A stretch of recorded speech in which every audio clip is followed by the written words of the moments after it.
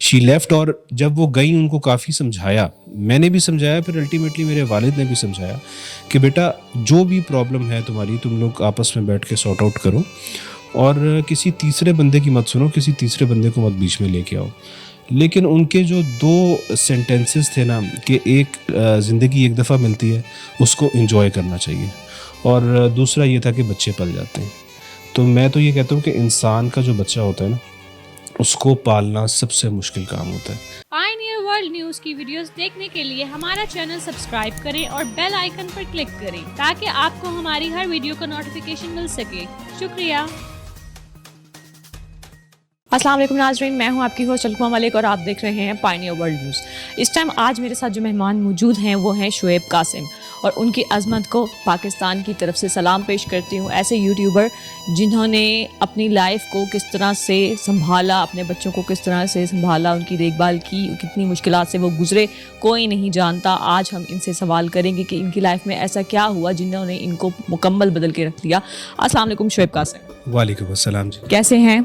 अल्हम्दुलिल्लाह, आप सुनाइए। अल्हम्दुलिल्लाह। अब मुझे बताएंगे कि आपकी लाइफ स्टार्टिंग पॉइंट कैसा था, आपने अपनी एजुकेशन कहाँ से कंप्लीट की, शादी के मरहले तक कैसे आए? एजुकेशन जी, मैंने बेसिकली अपना जो एफ़ए था वो जनरल साइंस में किया था, मैथ्स स्टैट इकोनॉमिक्स में, और एफसी कॉलेज से किया था। और उसके बाद फिर मैंने बीबीए आईटी किया, और फिर मैंने अपना बीबीए के साथ साथ ही मैंने अपना बिज़नेस स्टार्ट कर दिया था प्रॉपर्टी का।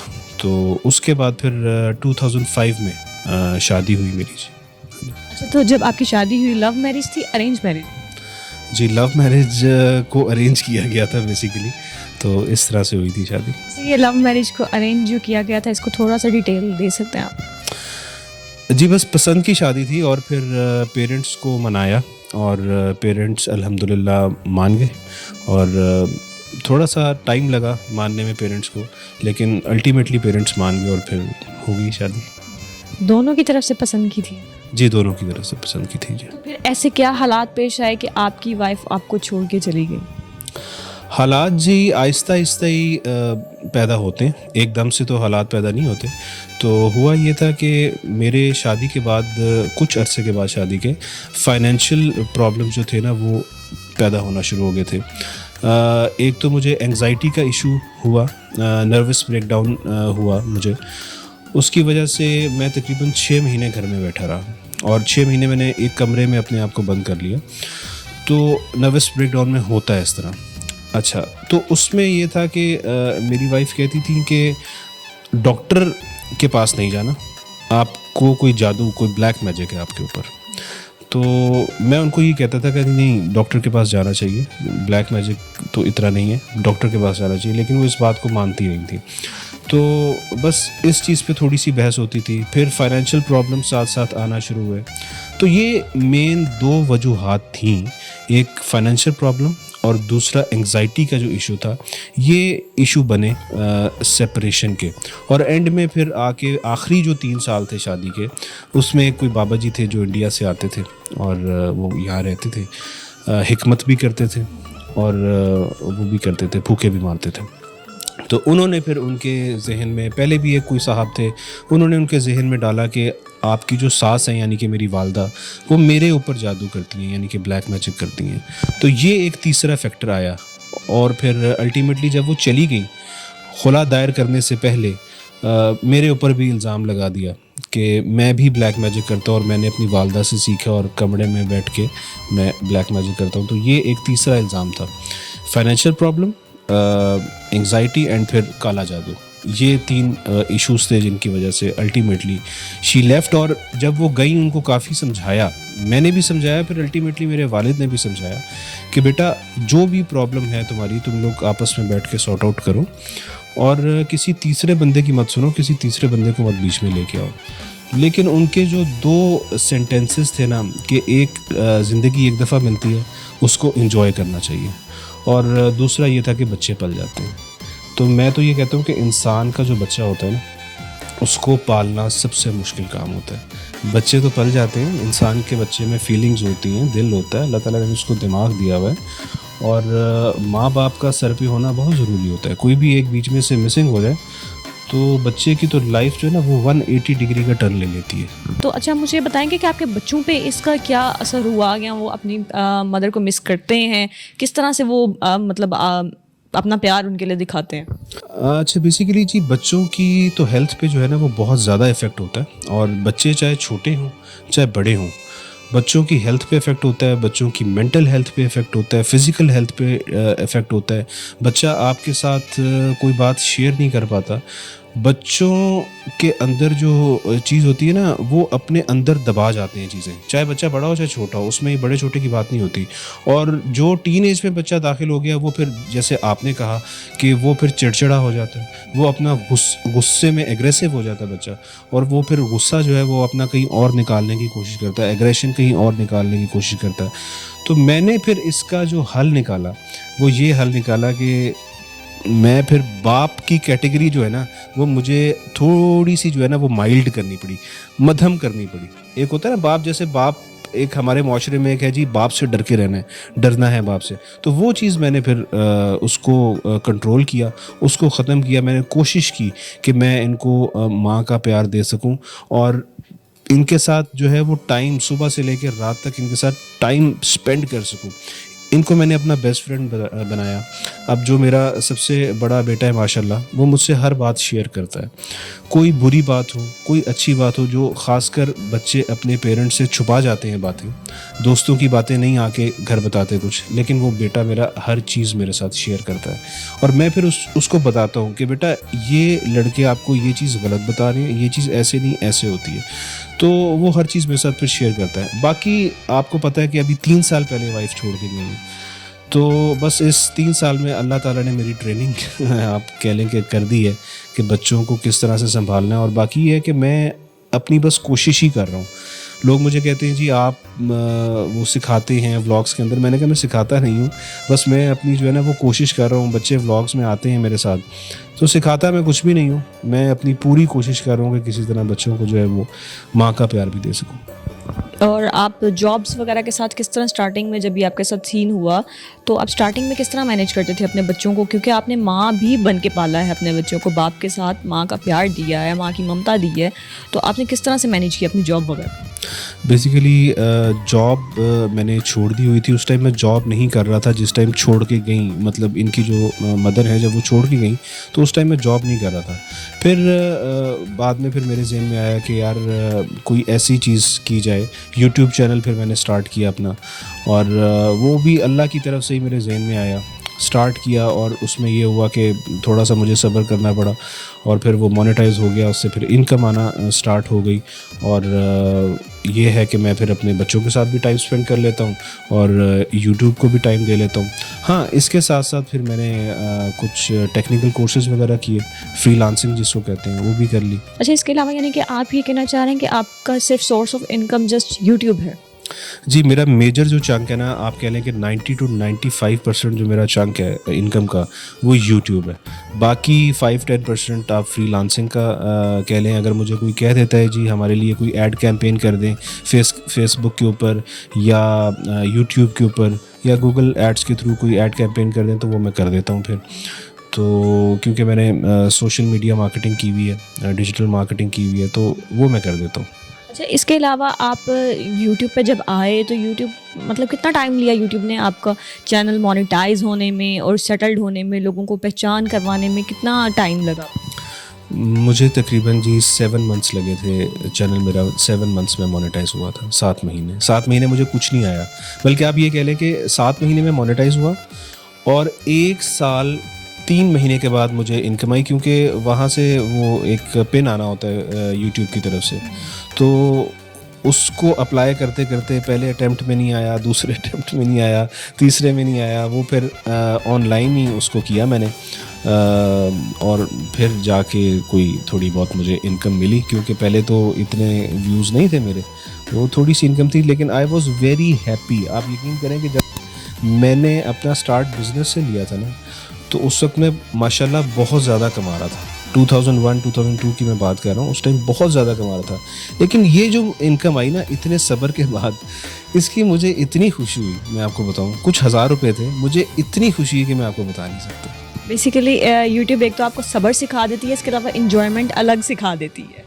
बिल्कुल आप ठीक कह रही हैं, और ऊपर से बच्चे मेरे साथ हैं, मुझे तो व्लॉग्स बनाने में ना बहुत मज़ा आता है। अब तो ये आप कह लें कि मेरी डेली लाइफ का ना हिस्सा बन गया है। एक हम लोग एंजॉय भी कर लेते हैं सारा दिन, बच्चों के साथ मैं मसरूफ़ भी रहता हूँ, व्लॉग्स भी बना लेते हैं और हंसते खेलते हैं। हम सारों मतलब हम चारों जो हैं वो दोस्त हैं। आप अगर देखेंगे ना व्लॉग्स तो उसमें यही आपको लगेगा कि ये 4 दोस्त जो हैं आपस में व्लॉग्स बना रहे हैं। अच्छा, तो हफ्ते में कितने दिन आप व्लॉग्स बनाते हैं? 7 डेज़ जी, कोई छुट्टी नहीं है व्लॉग्स में। अच्छा, कोई छुट्टी नहीं है। अच्छा, तो आप अपना जो गुस्सा है या परेशानी है उसको कैसे आप कंट्रोल करते हैं? कि बच्चों तो चलो आपके साथ शेयर कर लेते हैं, आप बच्चों के साथ शेयर करते हैं कि आप इस टाइम परेशान हैं या आप किसी और तरह से निकालते हैं गुस्सा? नहीं, मैं अपने बड़े बेटे के साथ शेयर करता हूँ। जिस हद तक मैंने शेयर करना होता है ना, मैं अपने बड़े बेटे के साथ शेयर कर लेता हूँ बात।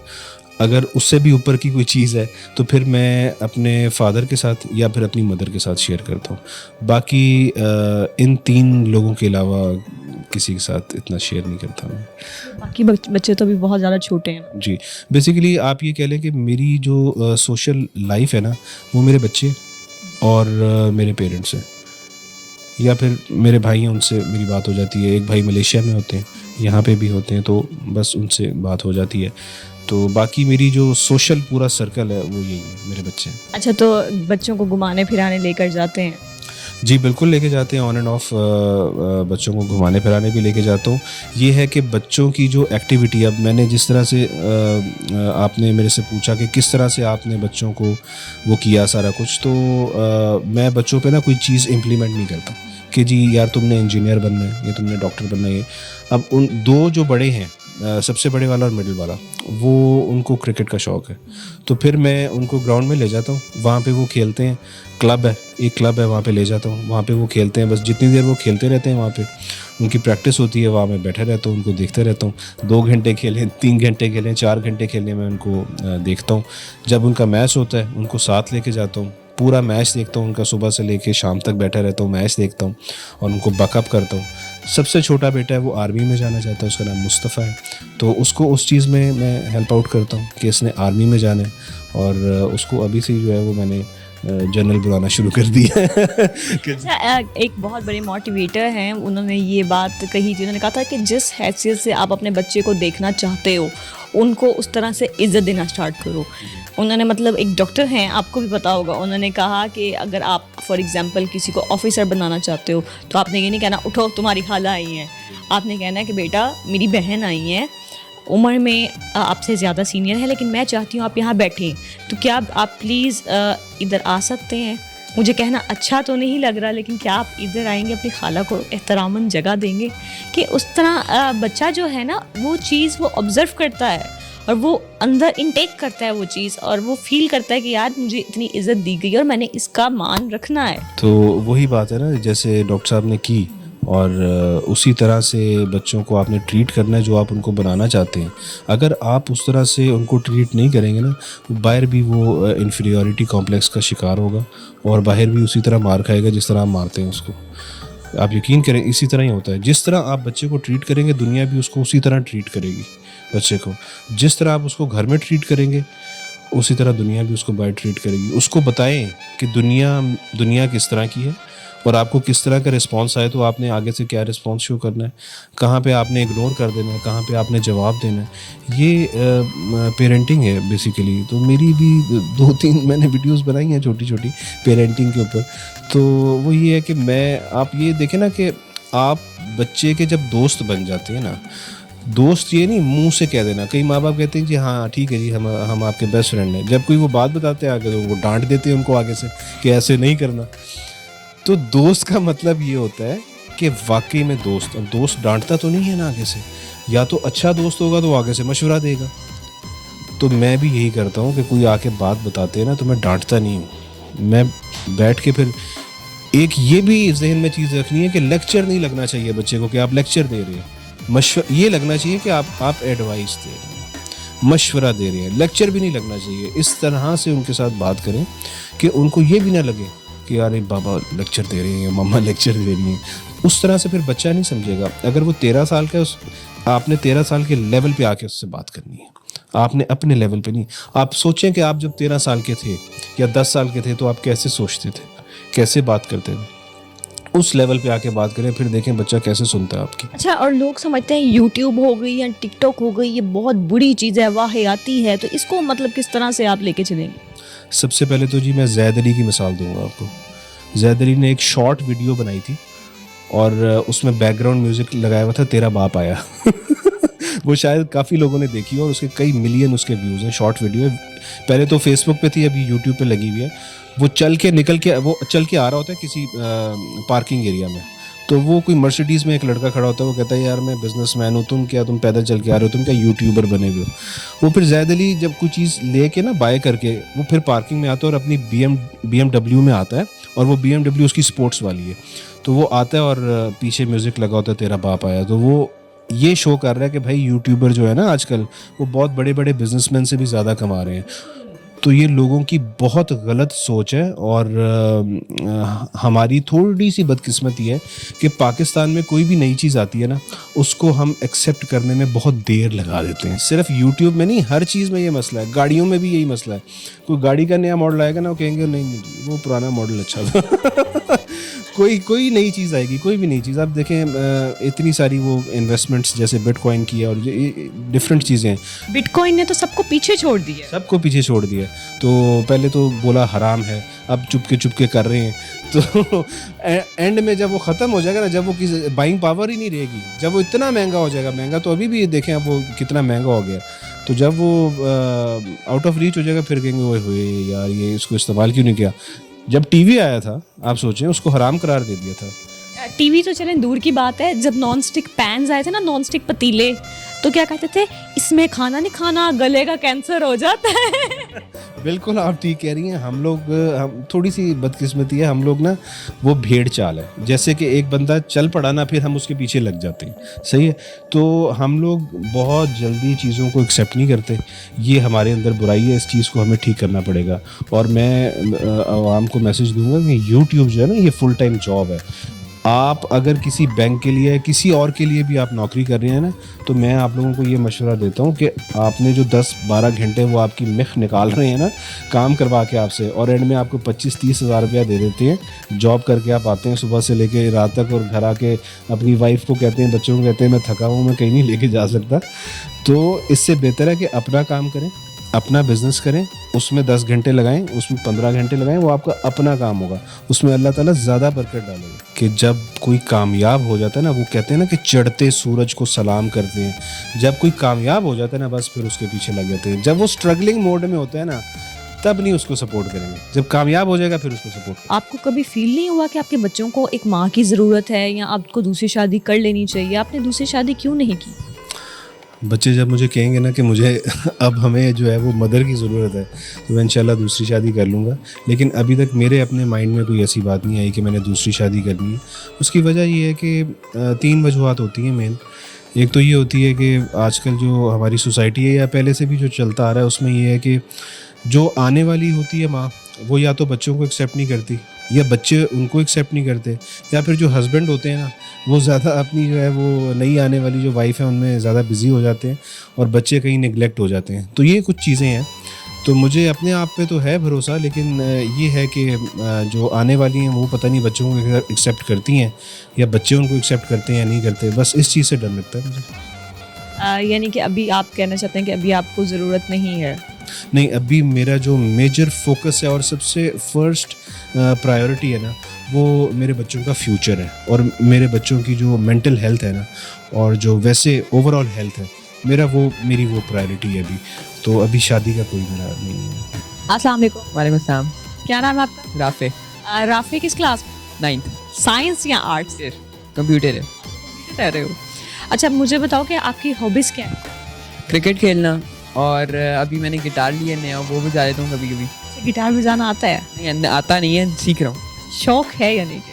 शौक गिफ्ट मिला था, अब उसको सीख रहा हूँ। अच्छा पेट्स का शौक है आप? बहुत ज़्यादा। डॉग्स का? जी डॉग्स का सबसे ज़्यादा है। अच्छा, और इसके अलावा क्या मतलब हॉबीज़ आप? बस यही हॉबीज़ है मेरी, क्रिकेट खेलता हूँ, स्पोर्ट्स में ही है ज़्यादातर। अस्सलाम वालेकुम। वालेकुम अस्सलाम। क्या नाम है आपका? वासे। वासे क्या करते हो? क्रिकेट खेलता हूँ। क्रिकेट खेलते हो, किस क्लास में पढ़ते हो? 6th। अच्छा, क्या करने का शौक है? आपने बड़े होकर क्या बनना? क्रिकेटर। क्रिकेटर बनना है। और कौन सा क्रिकेटर पसंद है आपको? विराट कोहली विराट कोहली। पाकिस्तानी कोई नहीं पसंद? पसंद है। कौन सा? बाबर आजम। बाबर आजम। मेरे जैसे शौक है आपके। अच्छा, बाबर आजम और विराट कोहली में सबसे ज्यादा क्या पसंद है? उनकी कवर ड्राइव्स। Same here. और अच्छा, आपको अगर मौका मिले किसी के साथ खेलने का या किसी को आउट करने का, किसको करो? विराट कोहली। विराट कोहली को आउट करो, ऐसा क्यों? वो अच्छा खेलते हैं, उसकी कवर ड्राइव्स। अच्छा, यानी आपको लगता है कि आप उसे आउट कर सकते हैं? अच्छा, और सबसे ज्यादा जो पाकिस्तानी क्रिकेटर आपको बुरा लगता हो? बुरा तो कोई भी नहीं लगता। और अच्छा लगता हो? बाबर आजम। जी। बाबर आजम में ऐसा क्या? उसकी कवर ड्राइव्स बहुत अच्छी हैं। बहुत अच्छी हैं। मैच देखते हो शौक से? देखता हूँ। और इसके अलावा आपको वाकई क्रिकेटर बनना है, अंडर 19 और इंटरनेशनली, नेशनली? जी। इंटरनेशनली। जी। अस्सलाम वालेकुम। वालेकुम अस्सलाम। क्या नाम है आपका? मुस्तफ़ा शुएब। मुस्तफ़ा, क्रिकेटर बनने का शौक है आपको? नहीं, क्या बनना है? आर्मी में जाना है। आर्मी में जाना है। अच्छा, तो क्रिकेटर कौन बनना चाहता है? मेरे 2 भाई बड़े। दोनों भाई बड़े बनना चाहते हैं। तो आपको आर्मी का शौक कैसे आया? मेरे बड़े भाई से। बड़े भाई से? कैसे? ये मुझे याद नहीं है। चलें, बहुत शुक्रिया। हाँ जी, तो नाज़रीन, ये थे हमारे साथ शुएब कासिम और उनके 3 माशाल्लाह प्यारे से बच्चे। हम सब इनको बहुत ज़्यादा बेस्ट ऑफ लक कहते हैं फ्यूचर के लिए और इन सब के लिए बहुत ज़्यादा दुआ करते हैं। खुदा हाफिज़।